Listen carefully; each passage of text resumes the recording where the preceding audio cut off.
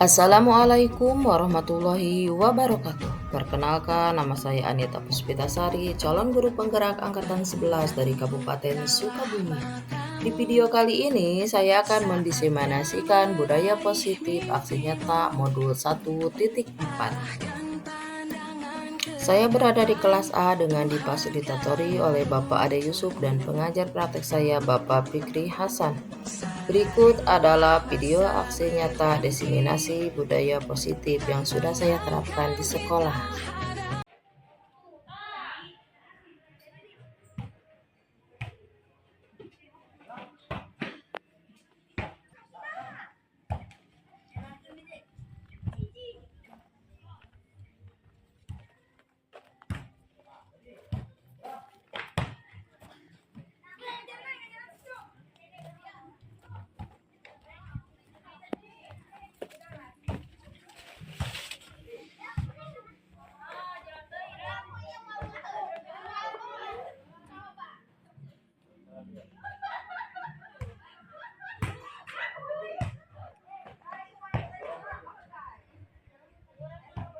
Wabarakatuh.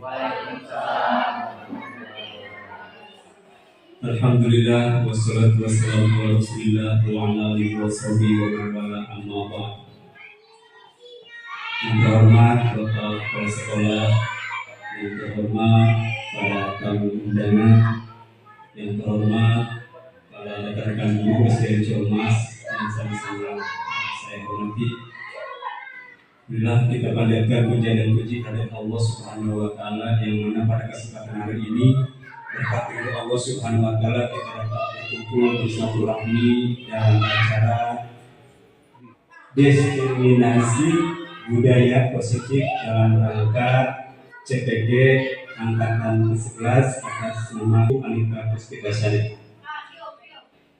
Salawat dan salam marilah kita sama-sama panjatkan kepada baginda alam Nabi Muhammad Nabi Muhammad Sallallahu Alaihi Wasallam, dan lupa kepada para sahabatnya, para tabi'in, dan mudah-mudahan kita semua mendapatkan syafaat dari beliau yaumul qiyamah. Amin ya Allah ya rabbal alamin. Marilah kita sama-sama buka awali kegiatan ini dengan sama-sama membacakan surat Al-Fatihah, dan mudah-mudahan keberkahan tersebut acara kita ini dapat berlancar dan dapat ridho Allah Subhanahu wa taala. Diberkati dengan Quran Al-Fatihah. A'udzubillahi minasyaitonir rajim. Bismillahirrahmanirrahim. Alhamdulillahirabbil alamin arrahmanir rahim maliki yaumiddin. Iyyaka na'budu wa iyyaka nasta'in ihdinas siratal mustaqim siratal ladzina an'amta 'alaihim ghairil maghdubi 'alaihim waladdallin. Amin. Sekali lagi saya tekankan semoga dengan membacakan surat Al-Fatihah kegiatan hari ini kita mendapatkan berkah dan hikmah sehingga di kemudian hari kegiatan belajar dan pengajaran SDN Ciamas terutama umumnya di Desa Jombang Tengah, di Kecamatan Jombang Tengah, mudah-mudahan ada kemajuan dan ada bimbingan dari Allah Subhanahu wa taala. Amin ya Allah ya rabbal alamin. Selanjutnya cara pokok. Terima kasih kepada Bapak moderator yang sudah memberikan waktunya untuk saya memaparkan apa yang sudah saya pelajari di pendidikan guru penggerak selama 2 bulan ini ya. Tak lupa saya ucapkan terima kasih kepada Bapak Kepala Sekolah SD Negeri 3 Bantar Panjang yang sudah memenuhi undangan untuk hadir di diseminasi budaya positif. Lupa juga kepada bunda-bunda Pak Mud yang telah hadir dan rekan-rekan dari SD Negeri Ciamas yang selalu memberikan support sistem terbaiknya untuk saya mengikuti pendidikan guru penggerak di CGP angkatan 11 ini. Pertama-tama saya akan memperkenalkan dulu kalau saya itu sebenarnya berada di kelas A dengan difasilitatori oleh Bapak Ade Yusuf.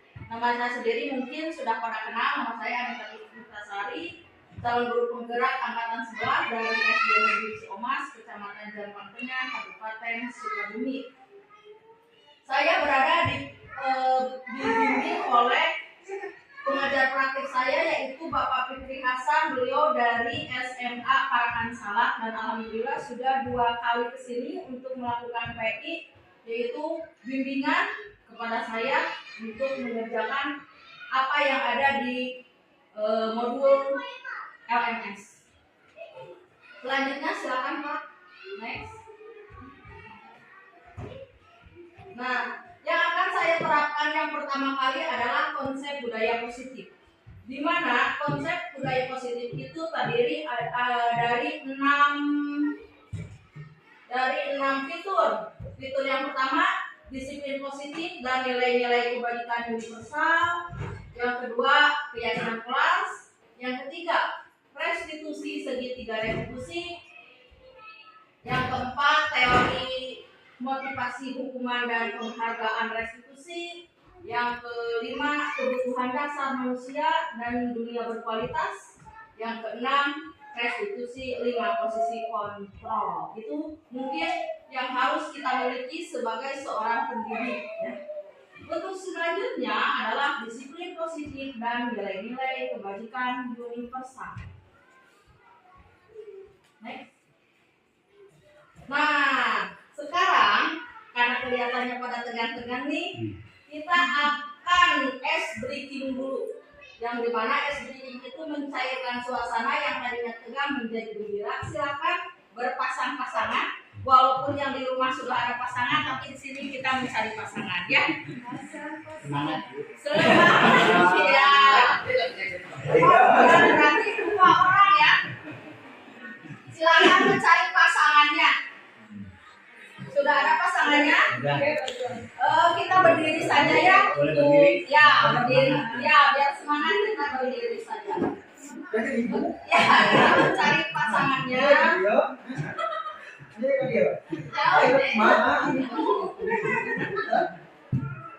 Kita mencari pasangannya.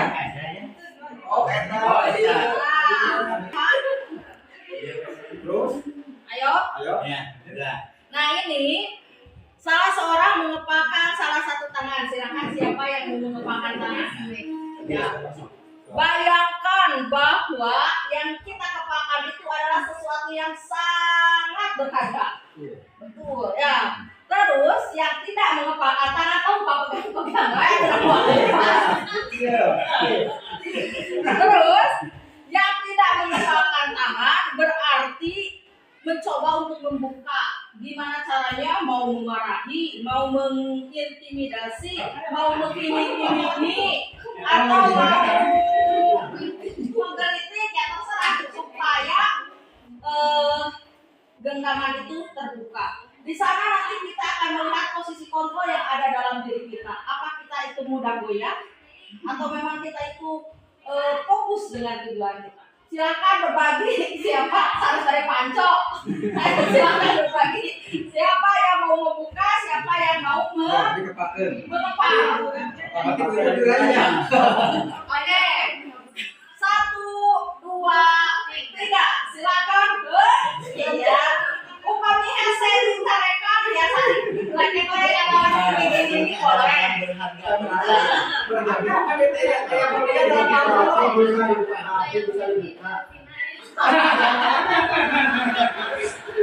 adalah paling berharga segalanya. Bisa bergen. Bisa juga. Ayo, boleh permasalahan kalau misalnya tetap tidak dibuka berarti bagus ya. Ya, waktunya habis. Di mana berhasil? Tidak. Oh, ayo dibuka.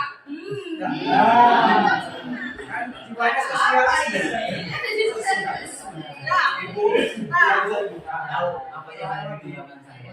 Apa itu? Yang paling berharga. Apa? Ini adalah teman hidup.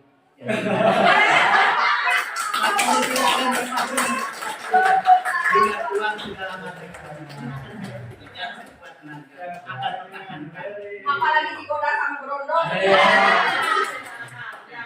Terima kasih kepada Bapak Kemsen. Nah, sekarang kita ini nih. Mari kita jawab. Mengapa Anda membuka kepala tangan Anda? Yang dibuka kenapa? Kenapa dibuka? Saya dulu. Ya. Oke. Kenapa saya membuka kepalan tangan walaupun ini sangat berharga buat saya? Tapi kalau di saat sesuatu atau seseorang yang membutuhkan, yang memberikan sesuatu penghargaan pada saya, otomatis saya akan selalu membagi kebahagiaan itu, penghargaan itu. Oke, terima kasih untuk jawabannya. Nah, yang tadi mengapa Anda tetap menutup kepalan tangan sudah dijawab sama Bapak Kepala Sekolah. Katanya itu adalah jantung hatinya, teman hidupnya, jadi boro-boro ka brondong pokoknya nama kasar sahabat mau dipastikan. Itu. Terima kasih atas jawabannya. Sangat menarik sekali orang yang menjadi jantung hatinya. Ya. Nah, ini kita pasti bingung nih. Sebenarnya siapa yang menemukan teori kontrol itu? Nah, yang menemukan teori kontrol itu katanya dia itu adalah psikiater dan pendidik, namanya Dr. William Glasser. Nah, dalam kontrol teori yang kemudian hari berkembang dan dinamakan Coase Theory, meluruskan beberapa apa miskonsepsi tentang makna kontrol itu. Ya. Nah, miskonsepsi tentang makna kontrol itu adalah ilusi guru mengontrol murid. Terus, ilusi bahwa semua penguatan positif efektif dan bermanfaat. Ilusi bahwa kritik dan membuat orang merasa bersalah dapat menguatkan karakter. Terus, ilusi bahwa orang dewasa memiliki hak untuk memaksa. Nah, ini adalah merubah paradigma stimulus respon ke pendekatan kontrol. Stimulus respon diantaranya adalah realitas, yaitu kebutuhan kita sama. Semua orang melihat hal yang sama. Kita mencoba mengubah orang agar berpandangan sama dengan kita. Perilaku buruk dilihat sebagai suatu kesalahan. Orang lain bisa mengontrol saya bisa mengontrol orang lain. Pemaksaan ada pada saat dudukan gagal, modal berpikir, menang atau kalah. Itu stimulus respon. Sedangkan menurut teori kontrolnya adalah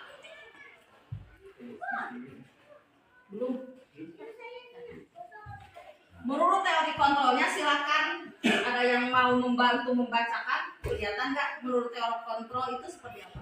Tadi kan menurut stimulus respon mah kebutuhan kita teh sama, tapi kata teori kontrol mah kebutuhan kita teh berbeda. Ada yang mau membacakan untuk saya? Nanti saya kasih oleh-oleh. Oke. Ya. Untuk teori kontrol, Ya. yang pertama adalah realitas. Tuhan yang kita itu berbeda. Ya. Yang kedua, setiap orang memiliki gambaran berbeda. Yang ketiga, kita berusaha memahami pandangan orang lain tentang dunia. Yang keempat, semua perilaku memiliki tujuan.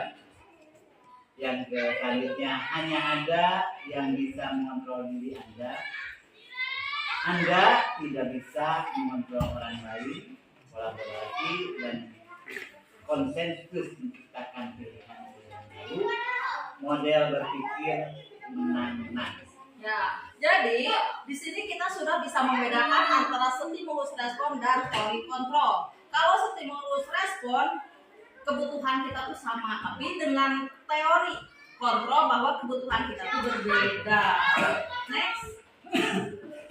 Nah, pertanyaannya, ketika mendengar kata disiplin, apa yang terlintas dalam pikiran kita?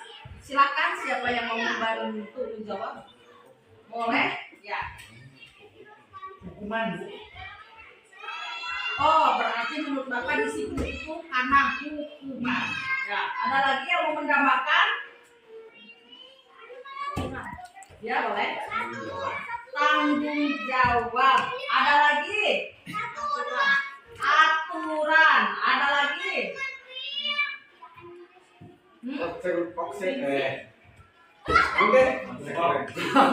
Konsekuensi. Ada lagi? Prinsip. Bagus, semua bagus ya. Jadi disiplin itu ada berbaca macam variasi. Sekarang coba kita lihat. disiplin. Menurut budaya, kata disiplin itu dimaknai menjadi sesuatu yang dilakukan seseorang pada orang lain untuk mendapatkan kepatuhan. Seperti apa yang tadi dikatakan, kalau misalnya tanggung jawab juga itu mungkin maksudnya ke kepatuhan ya. Tapi kalau menurut Ki Hajar Dewantara, disiplin yang dimaksud adalah disiplin diri yang memiliki motivasi internal. Ki Hajar Dewantara pemikiran konsepsi keteladanan sikap merdeka, cetakan 522 halaman. Nah, terus menurut Diane Gosen dalam bukunya Next to Principle disiplin berasal dari bahasa Latin yang artinya belajar. Nah, ini adalah nilai-nilai kebajikan. Yang kita tahu kalau misalnya sekarang itu di kurikulum Merdeka itu kita tuh mengutamakan profil pelajar Pancasila ya. Nah, di mana dalam profil pelajar Pancasila itu ada beriman, bertakwa kepada Tuhan Yang Maha Esa, berakhlak mulia, mandiri, bernalar kritis, berkebinekaan global, bergotong royong dan kreatif. Ini adalah nilai-nilai kebajikan. Terus Ibu Primaries program PYP, toleransi, rasa hormat, integritas, mandiri, menghargai, antusias, empati, keingintahuan, kreativitas, kerjasama, percaya diri, dan komitmen. Nah, untuk the seven essential virtues, silakan dibacakan sama siapa yang mau membantu saya. Yang Ya. dimaksud the seven essential virtues Ya. empati, suara hati, kontrol diri, rasa hormat, kebaikan, toleransi, keadilan. Ya. Silakan ada yang mau membantu lagi? Boleh. Ya. 9 pilar karakter. Ya. Kita tinggalin Ya. Ya. Di sini ada cinta Tuhan dan cinta Tuhan dan segenap ciptaannya. Terus kemandirian dan tanggung jawab, kejujuran atau amanah, diplomatis, hormat dan santun, dermawan, suka menolong dan bergotong royong, percaya diri, kreatif dan pekerja keras, kepemimpinan dan kemudian baik dan rendah hati, toleransi, kedamaian dan kekuatan. Sebenarnya hampir sama ya, dari profil pelajar Pancasila kandungannya beriman, bertakwa kepada Tuhan, dari Ibu Primaries program PYP, toleransi dan rasa hormat hampir sama. Semua adalah nilai-nilai kebajikan.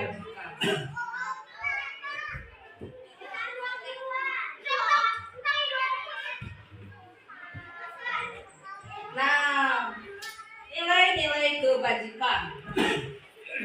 Petunjuk seumur hidup dan keterampilan hidup.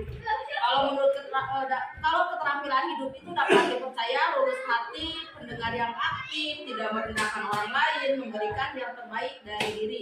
Kalau petunjuk hidup silakan dibaca satu. Ya, boleh Pak. Petunjuk hidup yang pertama, peduli, penalaran, bekerja sama, keberanian, keingintahuan, usaha, kelulusan atau fleksibilitas, berorganisasi, kesabaran, keteguhan hati, kehormatan, memiliki rasa humor, berinisiatif, integritas, pemecahan masalah, sumber pengetahuan, tanggung jawab, dan persahabatan. Oke, terima kasih. Nah, sekarang kita akan ke teori motivasi, hukuman, dan penghargaan restitusi.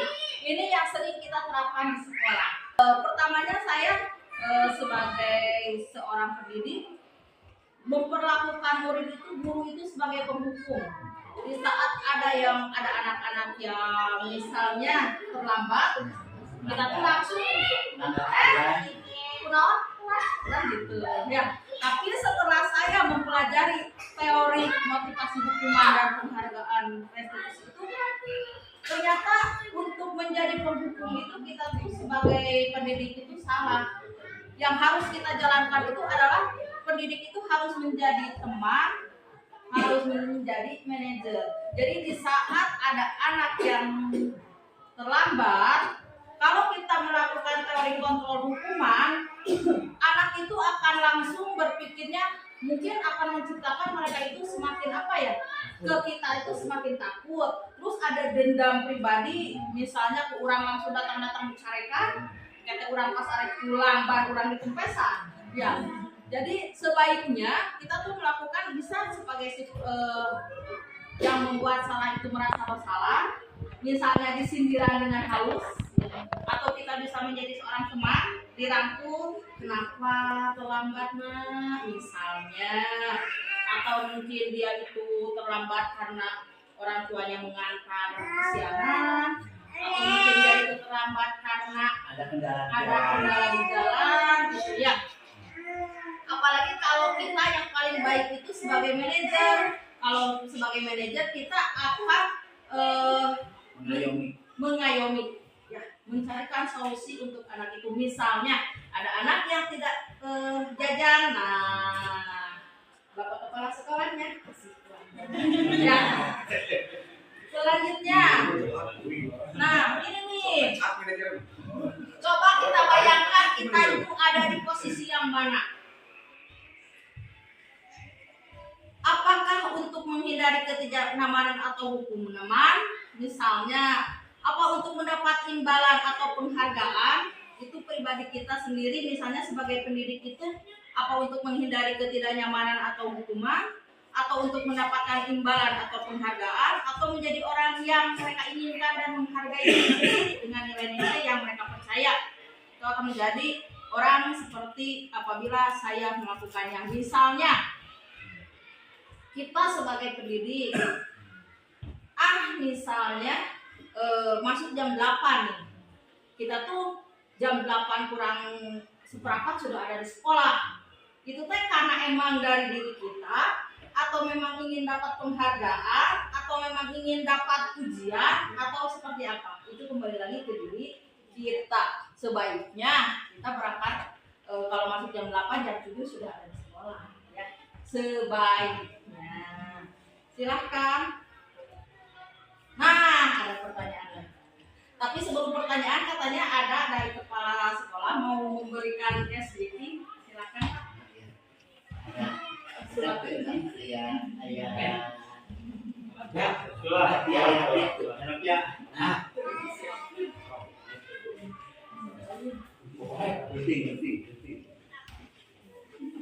Kertas gunting batu maafnya ya ada sedikit Ya. Nah ini barusan saya ale-ale ini kita bolongin dulu ya. Ya. Ininya. Nah Ya. ini maksudnya kita bisa memanfaatkan bahan yang besar untuk dijadikan sebuah karya Supaya anak tidak bosan. Ya. Nah, dimasukin. Ya. Udah. Keluarin, tarikin gitu ya.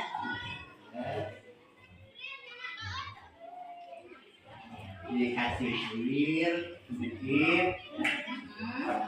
Airnya ada airnya. Kasih. Ya. Ini.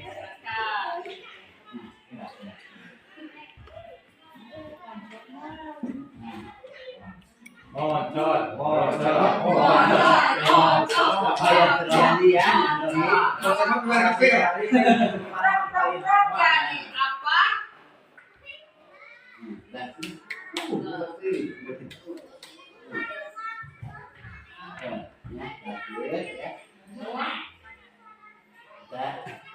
Tarik ini.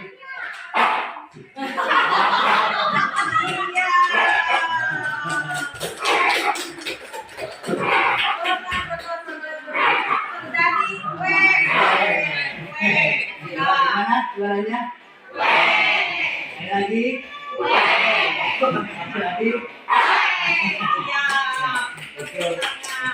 Terima kasih Bapak. Ya. Hadiah buat Ibu TGP. Oke, amin. Adalah merupakan Baik. Kalau misalnya lagi bete tugas belum selesai, setelah numpuk bisa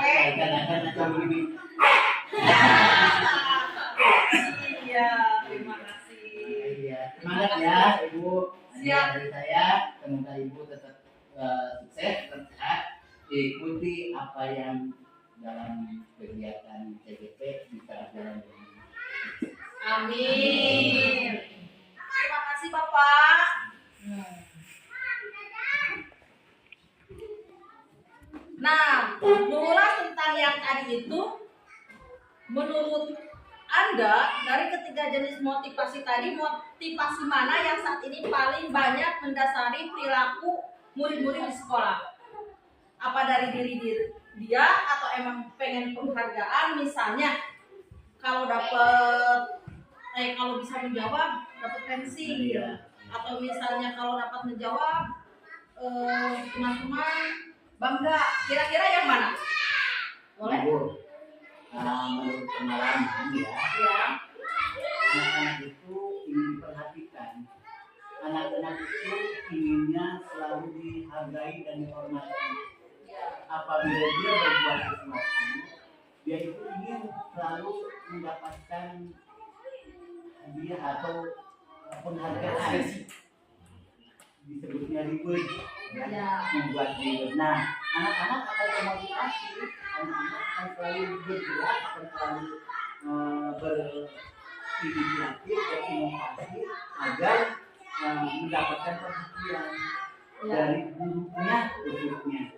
Mudah-mudahan kali-kali di pengalaman dalam pembelajaran sehari-hari dalam konteks sekolahnya, kebanyakan anak-anak sekarang itu memotivasi karena ingin ada penghargaan dari guru. Oke, terima kasih untuk jawabannya. Tepuk tangan dong. Coba ke bawah.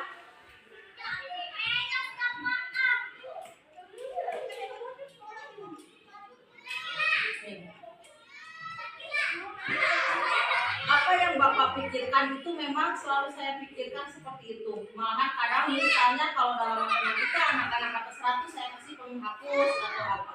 Tapi itu ternyata salah. Ya? Itu ternyata salah. Jadi anak-anak itu mereka tuh ingin belajar itu karena kemarin oke dapat penghapus. Di saat kita nggak ngasih penghapus, mereka akan kecewa. Itu pemikiran sama seperti yang saya sebelum belajar di CGP itu banyak sekali apa yang saya pikirkan ternyata itu teh berbeda. Misalnya dulu kita berpikir kalau sekarang kan harus kita itu menghamba pada murid.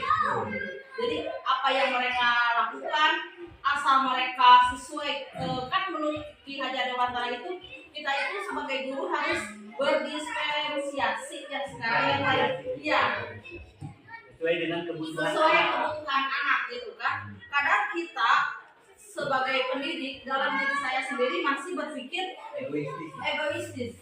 Ya kadang gini, dulu di saat anak misalnya disuruh mengerjakan, mereka mengerjakannya sambil gogoleran atau sambil berlari-lari, kita akan sebagai guru, hey, gak boleh duduk. Nah untuk sekarang ternyata itu teh boleh saja, karena kita itu sebagai guru hanya menjadi fasilitator, di mana anak itu akan berjalan sesuai kodratnya, sesuai kodrat alam dan kodrat zaman mungkin ya. Perbedaan sekarang di saat misalnya gurunya hanya bisa selfie, anak-anak sekarang sudah jago TikTok. Bagus, berarti kita di anak-anak berjalan sesuai zamannya sekarang. Jadi jangan disamakan zaman kita sama zaman anak zaman sekarang. Mungkin seorang anak itu dia itu tidak ahli dalam matematika, tapi ahlinya di IPA. Dia itu tidak bisa di pengetahuan, tapi jago di matematika. Jadi ibu Ya. Budak bisa pengalaman jenis-jenis penghargaan atau reward yang diharapkan yang diinginkan oleh anak itu kemungkinan itu adalah kurang efektif ya Bu ya. Ya. Jadi sekarang yang lebih baik itu adalah bagaimana anak berinisiatif untuk belajar, Ya, seperti itu. untuk mengetahui dan berinovasi sendiri walaupun cara-caranya itu berbeda. Ada yang dengan cara duduk, ada yang dia konsentrasinya sambil jalan-jalan, berkonsentrasi sambil berpoleran segala macam. Itu pun adalah kita harus hargai dan hormati beliau agar ya tadi ya pembelajaran Apresiasi. Terima kasih Bu. Ya, terima kasih Bapak.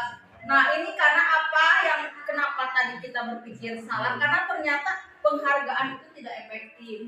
Terus penghargaan juga merusak hubungan antara teman. Misalnya, da si ieu mah pinter kenging menghapus data atau 10, ada si ieu mah biasa di matematika mah dari mah jagona di PKN misalnya. Jadi belum dapat menghapus sama sekali. Terus ini penghargaan juga mengurangi ketepatan.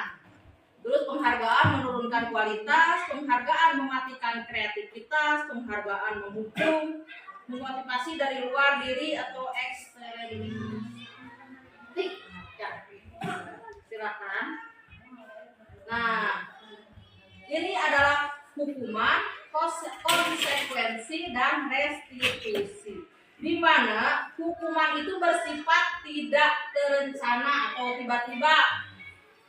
Anak atau murid tidak tahu apa yang akan terjadi dan tidak dilibatkan, itu hukuman. Kalau konsekuensi itu sudah terencana atau sudah disepakati, sudah dibahas dan disetujui oleh murid dan guru. Umumnya bentuk-bentuk konsekuensi dibuat oleh pihak guru dan murid sudah mengetahui sebelum konsekuensi yang akan diterima bila ada pelanggaran. Terus kalau restitusi, proses menciptakan kondisi bagi murid untuk memperbaiki kesalahan mereka sehingga mereka bisa kembali pada kelompok mereka dengan karakter yang lebih kuat. Ya, kalau hukuman itu bersifat tidak terencana, kalau konsekuensi mah sudah direncanakan, sudah disepakati. Terus kalau restitusi mah adalah menciptakan kondisi mungkin ya. Next. Nah, ini ada pertanyaan. Kayaknya sebaiknya ditulis di ini aja. Saya sudah menyiapkan sebuah cinta buat ibu-ibu dan bapak-bapak yang sudah ada di sini. Kan? Saya bilang cinta karena ininya membentuk ya. Silakan ditulis. Menurut ibu-ibu atau bapak-bapak, membersihkan WC sekolah karena mematahkan pensil kawannya itu hukuman atau konsekuensi? Silakan ditulis. Satu orang satu ya, dibagikan. Silakan ke sana. Yang dua berapa kita? Boleh. Ya,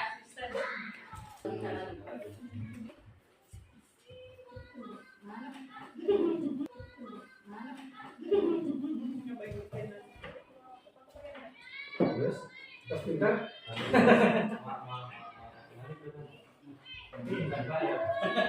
Ingat dua buah memang. Jadi punya tuh bapak. Dulu ibu kan?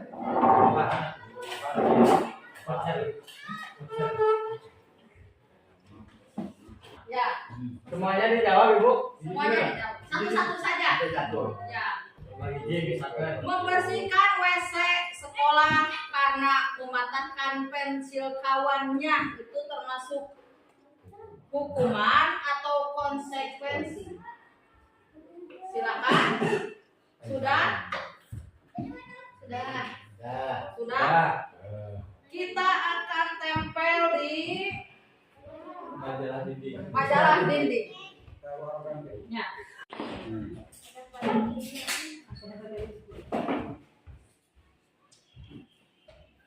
Nanti baliknya.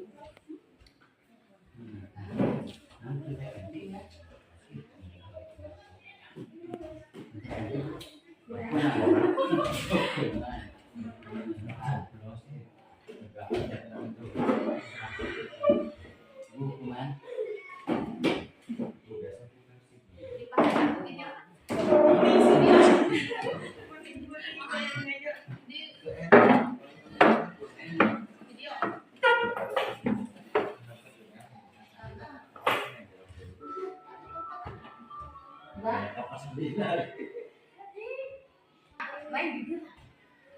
Sekarang lari mengelilingi lapangan basket 2 kali karena terlambat 10 menit untuk pelajaran PJOK. Itu termasuk hukuman atau konsekuensi?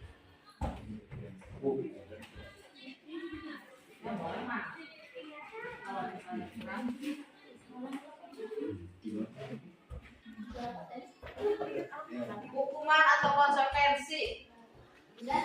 Nah, silakan ditempel. Panggolan we, mungkin pernah bro.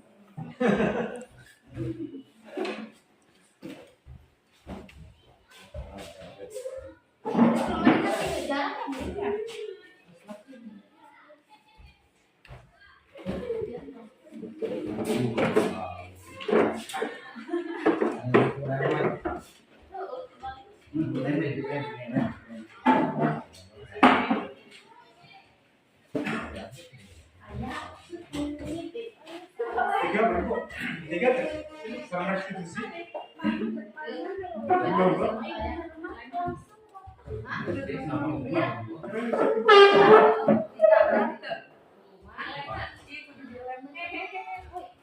Hukuman, konsekuensi, dan restitusi.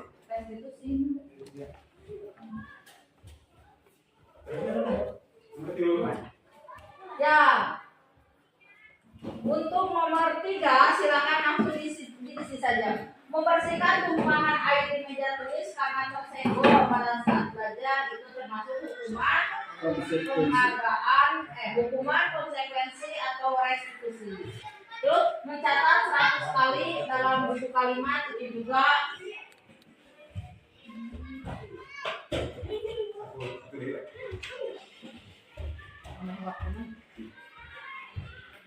Membersihkan tempat air di meja tulis. Membersihkan tumpukan air di meja tulis karena tersenggol pada saat belajar itu termasuk hukuman, konsekuensi atau restitusi.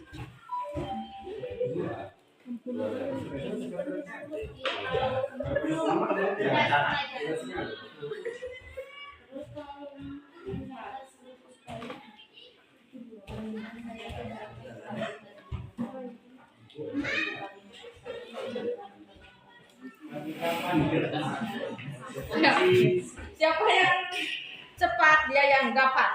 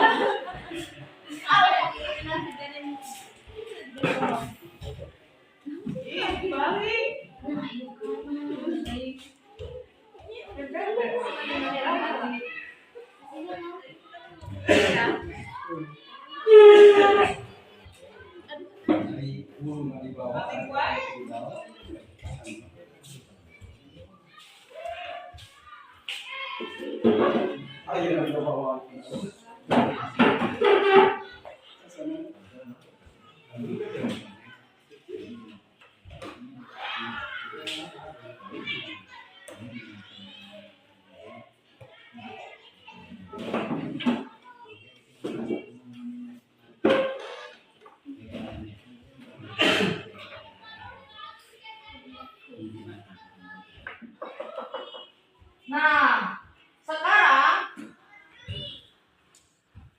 kita akan mencocokkan jawabannya.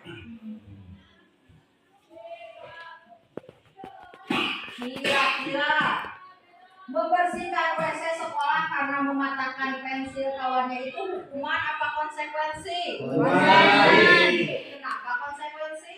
Karena sudah ada kesepakatan di kelas apabila ada yang mengganggu atau membuat kawannya tidak nyaman, ada konsekuensinya membersihkan WC.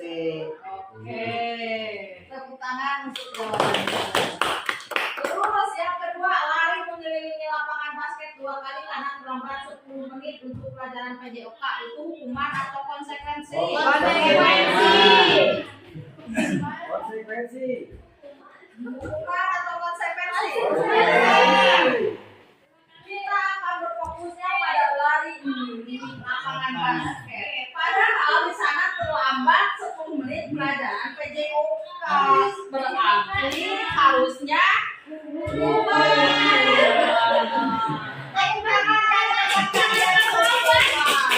belajar hukuman. Mencatat 100 kali itu Hukuman. hah? Mencatat 100 kali. Ya. Terus lari mengelilingi lapangan basket karena terlambat hadir di sekolah itu hukuman konsekuensi. Konsekuensi. Murid diminta bertelanjang kaki sepanjang hari karena tidak menggunakan sepatu warna hitam sesuai peraturan sekolah. Konsekuensi. Ya. Terus berdiri di depan kelas sambil mengangkat kaki satu karena tidak bisa menjawab pertanyaan.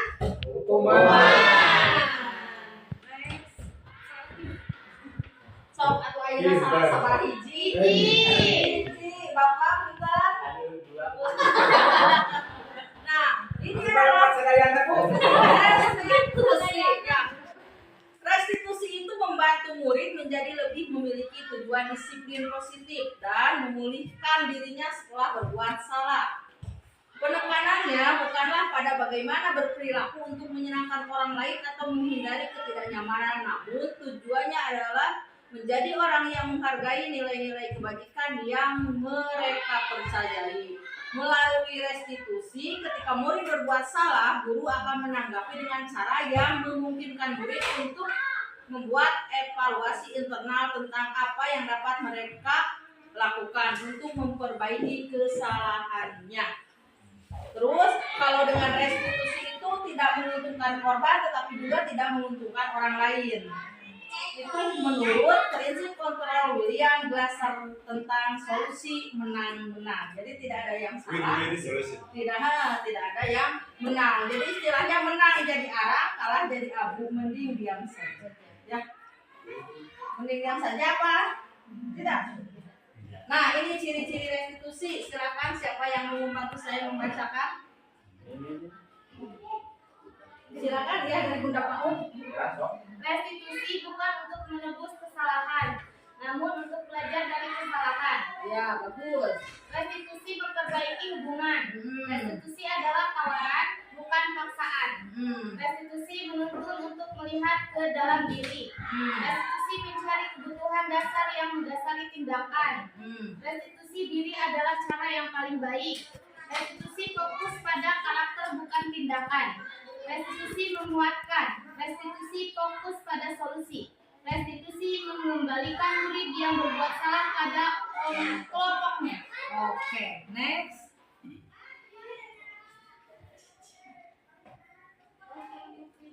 Nah, sekarang keyakinan kelas.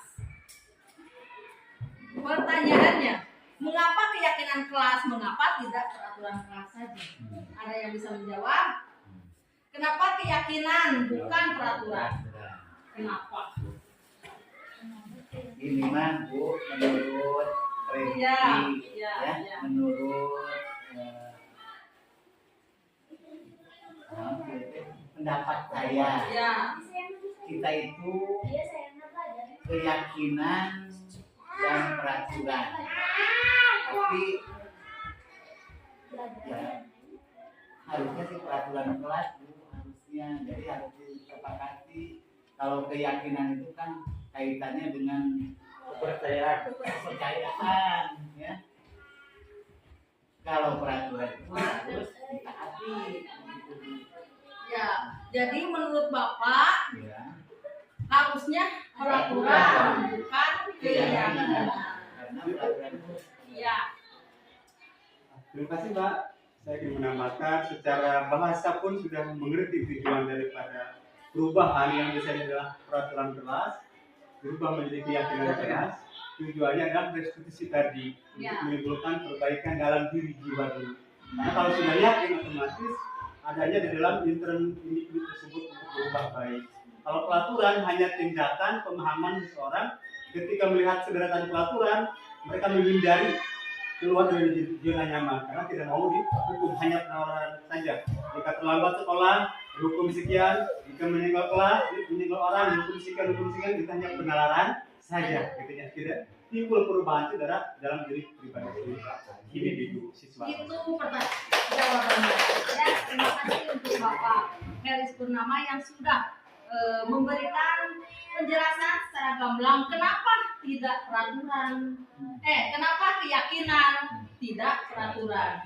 Penjelasannya sudah dijelaskan kalau keyakinan itu dalam diri anak, sehingga anak itu kalau sudah yakin misalnya ternyata memukul teman itu sama bukan keyakinan yang sudah disepakati saling menghormati, berarti akan ada rasa tidak akan dilakukan gitu kan, karena sudah yakin kalau misalnya menyenggol teman itu tidak termasuk ke saling menghargai. Beda dengan peraturan. Kalau peraturan mah sama seperti yang tadi dijelaskan. Kalau peraturan itu bisa kalau biasanya kalau ada peraturan pasti ada langgaran seperti itu. Tapi kalau kita sudah yakin, insya Allah akan diterapkan seperti itu. Makanya sekarang keyakinan di kelas bukan peraturan kelas. Di kelas juga kita membikinnya keyakinan kelas bukan peraturan kelas. Di kelas itu selain ada keyakinan kelas, ada juga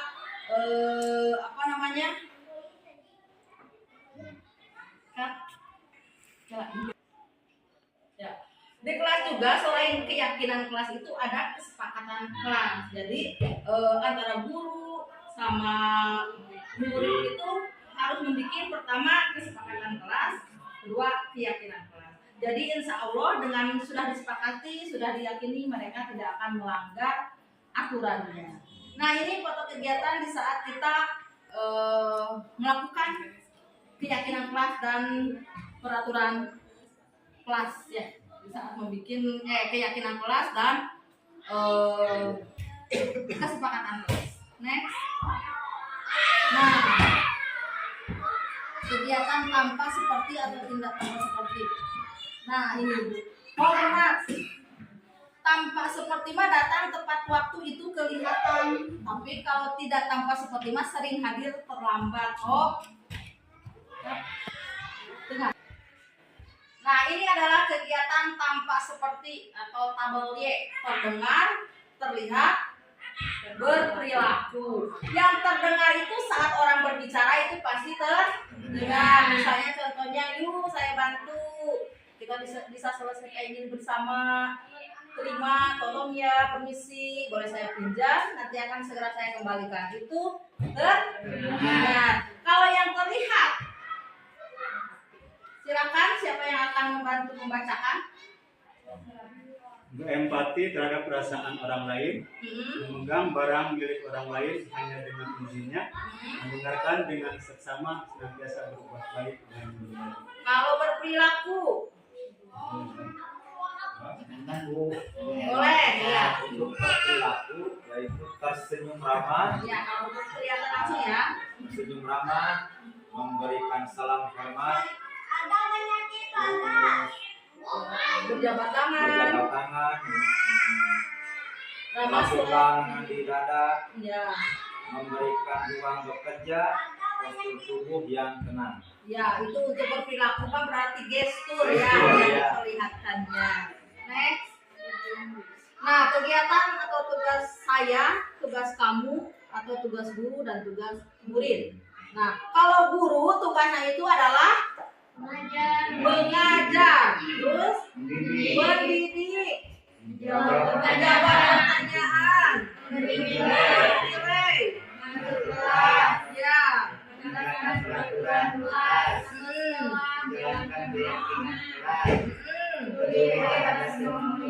Nah ini adalah tugas-tugas guru, mengajar, mendidik, menjawab pertanyaan, memberi nilai dan seterusnya. Membuat kesempatan kesepakatan kelas. Membuat kesepakatan kelas ini ya, nanti ditambah lagi di sini membuat kesepakatan kelas. Kalau tugasnya murid adalah belajar, Diri, bertanya, kita lapangan, mengikuti peraturan, menjelaskan keyakinan kelas, mendengarkan, memeriksa kelas kembali. Nah, ini adalah tugas guru dan tugas murid. Ini adalah kebalikannya mungkin ya. Jadi menyakiti atau disakiti itu bukan tugas guru. Memaksa kamu untuk belajar juga bukan tugas guru. Merapikan barang-barang murid bukan tugas guru. Terus menyiapkan makanan atau barang-barang alat tulis itu juga bukan tugas guru ya. Ngomong Bu, ngomong murid juga bukan ibu. Iya. Itu mah mungkin bukan tugas tapi kewajiban karena kita itu bukan mendidik tapi menuntut. Guru tugasnya bukan menyakiti atau disakiti, mengeluh. Nah, kalau ada guru yang mengeluh karena tambah tua itu bukan guru. Merusak barang pribadi atau orang lain apalagi itu. Melakukan tugas guru memutuskan untuk teman kamu gitu ya. Jadi kalau kita sebagai guru itu nggak usah mengeluh, misalnya karena perjalanan jauh sakit pinggang itu tidak. Ya, jangan mengeluh. Kita itu harus tetap nikmati, syukuri, insya Allah.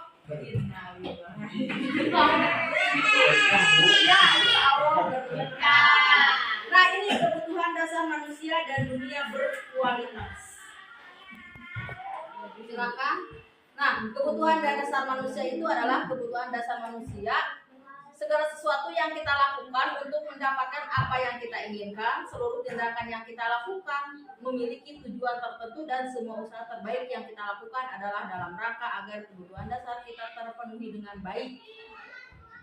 Nah ini 5 kebutuhan dasar manusia yaitu bertahan hidup, pasti itu kebutuhan manusia. Kasih sayang.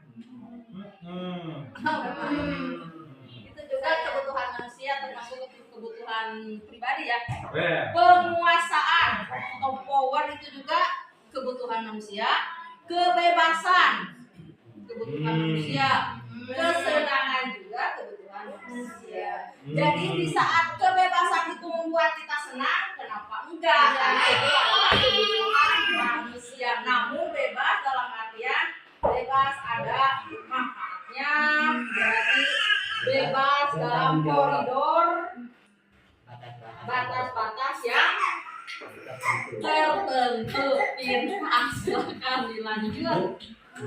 Ya. Kalau itu tadi ada kesenangan. Ya, coba di kesenangan itu adalah merupakan kebutuhan pan katanya gitu ya. Ya. Nah, kalau kita rekreasi Bu itu termasuk kebutuhan dalam dasar manusia tidak. Kalau rekreasi itu kayaknya Ke pantai misalkan ke pantai gitu. itu juga termasuk kebutuhan karena apa ya, di saat kita mumet banyak pekerjaan berarti merefresh otak itu healing itu sangat bagus untuk kebutuhan dasar kita gitu kan. Walaupun ya Tergantung isi dompet. ya kalau misalnya isi dompetnya kurang, misalnya kalau kita piknik terlalu memakan isi dompet karena kita di sini ada wahana, kita di Palatar saja berpikirnya kita lagi piknik di pantai. Yang penting mah pikiran kita senang, bahagia. Maaf Bu, realitanya Bu, kehidupan itu kesenangan cuma 3 Bu. Apa? Fun, food, passion. Yeay. Fun, kesenangan, food, makanan. Ya. Tiganya passion Bu, apalagi ibu kan. Makanya 3 itu. katanya hubungan itu sulit. Kata siapa hubungan sulit ya? Karena hubungan itu akan dimulai dengan perasaan, kemudian dijaga dengan penghasilan. Ya. Ini ada dunia berkualitas. Bayangan kita dunia berkualitas itu seperti apa? Iya. Iya. Benar. Pandangannya kaya, di mana kaya berarti Berkualitas. Kebutuhan tercukupi, mobil ada, rumah ada, istri banyak, termasuk ya. Nah ini ada dunia berkualitas. Suami banyak gimana Bu? Nah ini adalah restitusi 5 posisi kontrol yang sudah tadi sedikit diuraikan, yaitu adalah sebagai guru itu sebagai penghukum, itu nada suara tinggi, bahasa tubuh mata melotot, terus jarinya menunjuk-nunjuk, menghardik, itu adalah diri sebagai guru penghukum. Misalnya ada anak main bola jepret karena kaca, hei, nah, cek ibu oke ulah gitu.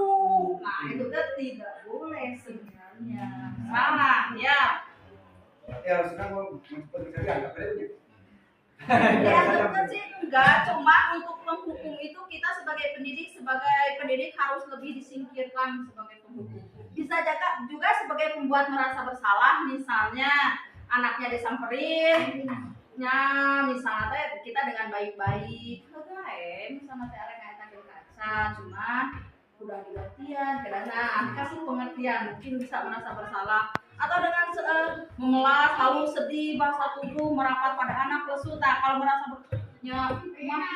upami misalnya kepala sekolah terangun, kemarin apa dicarekan anak, misalkan itu. Jadi anak-anak teh merasa bersalah, seperti itu ya. Nah, kita sebagai teman nih, ada suara ramah, akrab, bercanda, bahasa tubuh teh mencapai pada murid, mata dan senyum jenak. Misalnya budak teh ngaheul jepret karena kaca jeung budak. Teu naon, ibu ge paheula titik apa misalnya. Dan intinya itu mungkin ya. Kalau pemantau nada suara datar, bahasa tubuh yang formal biasa saja. Tidak jenaka, tidak itu biasa saja, lurus saja ya. Nah, kalau manajer nada suara tulus, bahasa tubuh tidak kaku, mendekat ke murid, berarti dirangkul ya. Nah, ada posisi kontrol, apakah kamu sudah mengecewakan ibu? Nah, ini contohnya. Untuk posisi kontrol, kamu sudah mengecewakan ibu, berarti kita maksudnya ke posisi kontrol yang membuat merasa bersalah ya. Terus nah, kita menjawab pertanyaan lagi nih. Nah, ini posisi kontrol, apa konsekuensinya? Ini sebagai teman. Terus ini kira-kira posisi kontrol yang mana? Penghukum, karena si posisi gestur tubuhnya yaitu songong ya. Songong. Nah, sekarang kita ke segitiga restitusi. Nah, ini silakan, ada yang mau membacakan? Sama-sama. Segitiga restitusi adalah suatu proses dialog yang dijalankan oleh guru atau orang tua agar dapat menghasilkan didik yang mandiri dan bertanggung jawab. Nah, di segitiga restitusi itu berarti ada kaitannya dengan ya kerjasama, kolaborasi antara guru sama orang tua. Karena tugas guru hanya di sekolah saja, sedangkan anak lebih lama di rumah. Jadi orang tua berperan penting dalam pendidikan seorang anak. Nah, ini ada langkah segitiga restitusi adalah validasi tindakan yang salah, menanyakan keyakinan, terus menstabilkan identitas. Di sini cara kita menstabilkan identitas berdasarkan visi pembuat kesalahan adalah bagian dari proses pembelajaran, berperan menggeser identitas dari identitas gagal ke identitas sukses. Jangan mengkritik murid yang sedang mengalami identitas gagal. Misalnya, di saat anak terlambat kita langsung memarahi, itu salah. Justru yang terbekas di dalam hati mereka itu kebencian kepada kita ya. Silakan. Validasi tindakan yang salah. Nih, guru akan bergeser dari pemikiran stimulus respon ke menjadi proaktif. Mengenali dan mengakui kebutuhan murid ini dapat memperbaiki hubungan dengan murid. Pernyataan disampaikan dengan nada suara tidak menghakimi atau memojokkan. Nah, menanyakan keyakinan tadi. Murid akan diberi pertanyaan-pertanyaan yang bermakna untuk memunculkan motivasi secara intrinsik, mampu mengaitkan keyakinannya dengan tindakan yang salah. Misalnya seorang anak terlambat Ya kita mungkin menegurnya dengan coba ingat lagi keyakinan kelas yang sudah kita buat bersama-sama itu apa, misalnya datang tepat waktu gitu ya. Makanya anak-anak harus meyakini, makanya kenapa namanya keyakinan bukan keyakinan, karena harus sudah ada di bekas dalam hati ya. Nah ini adalah foto kegiatan kemarin di saat yang pertama anak terlambat, yang ini anak mengejek temannya, kalau yang ini anak tidak piket sekolah, kalau yang ini anak terlambat. Ini bukan, ini berantem sama temannya, kalau yang itu sama. Nah, alhamdulillah, semoga dengan desiminasi budaya positif yang sudah saya pelajari di guru penggerak selama 2 bulan ini bisa membuat kita tergerak, lekas bergerak, dan mari kita sama-sama saling bergerak. Wassalamualaikum warahmatullahi wabarakatuh.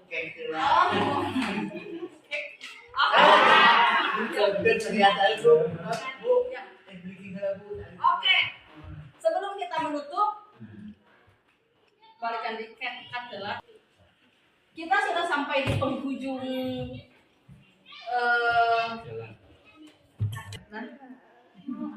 kita sudah berada di penghujung materi, yaitu tetap dengan salam guru penggerak. Semoga tergerak, lekas bergerak, Mari menggerak. Ada SPP dulu? Ada, silakan Bapak.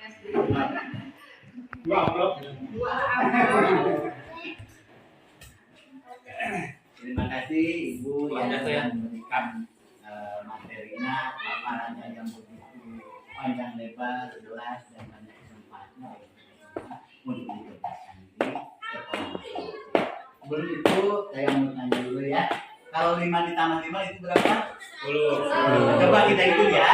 5 ditambah 5. Itu sama-sama. 1, 2, 3, 4, 5, 6, 8, 9, 10. Kenapa jadi 9? 10 Pak. 10 coba diulang. Ulangi. Coba ya. Itu sama-sama. 5 ditambah 5. Yuk, tapi mengetar. 2, 3, 4, 5, 6, 7, 9, 10.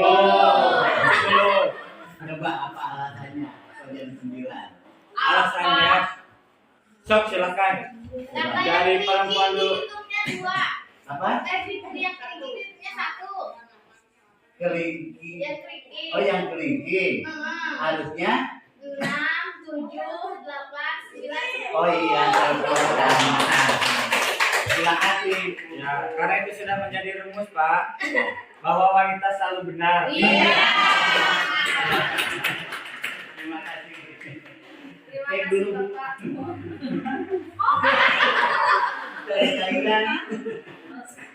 Ayo orang. Hukuman.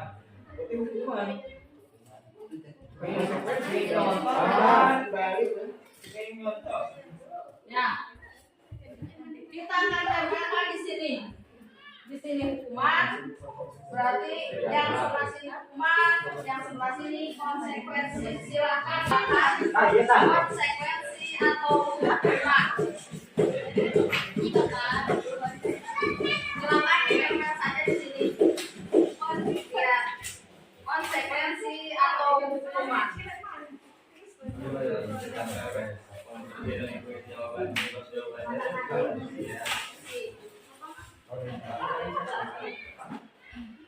Silakan ditempel.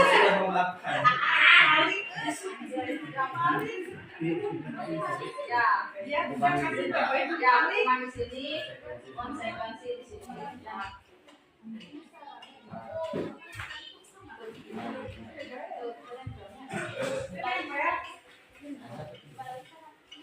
Jam betul aku jam betul.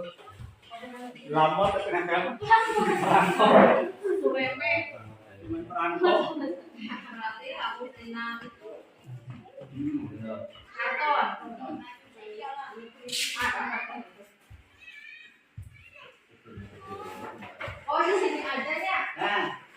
sini aja.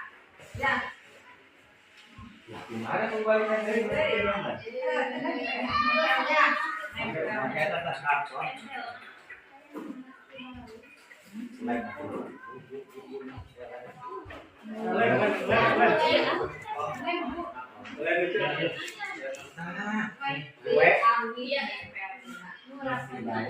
Oh, nulisnya di Bali. Jadi apa? Jangan sampai Harusnya dirabah. Langsung aja gesekan. Kayak taruh kok anak. Mana orang?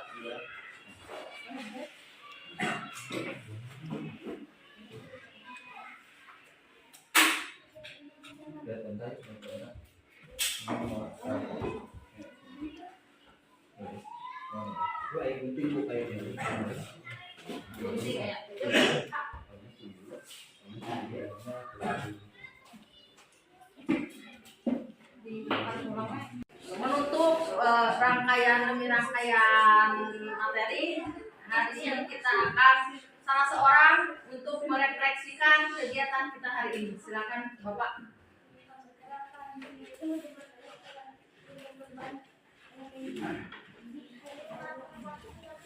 Terima kasih kepada Ibu Andi sebagai calon guru penggerak yang datang. Saya merasa bahwa dalam pembelajaran atau penyampaian diseminasi ini begitu menyenangkan, ya. Dan pembelajarannya juga sangat interaktif. Terus rekan-rekan peserta juga begitu antusias dan materinya yang begitu menyenangkan, ya. Dan dari seminar ini saya ucapkan selamat, semoga apa yang dipaparkan hari ini bisa bermanfaat bagi kita semua, diterapkan di sekolah bersama. Terima kasih, begitu saja. Saya kita untuk Ibu Aida Puspitasari sebagai calon guru penggerak angkatan ke-9. Terima kasih. Assalamualaikum warahmatullahi wabarakatuh. Alhamdulillah kegiatan materi hari ini berjalan dengan baik dan semoga kita semua mendapatkan manfaat dari kegiatan ini. Semua yang kita hari ini marilah kita sama-sama mengerjakan mendalam. Assalamualaikum warahmatullahi wabarakatuh. Waalaikumsalam.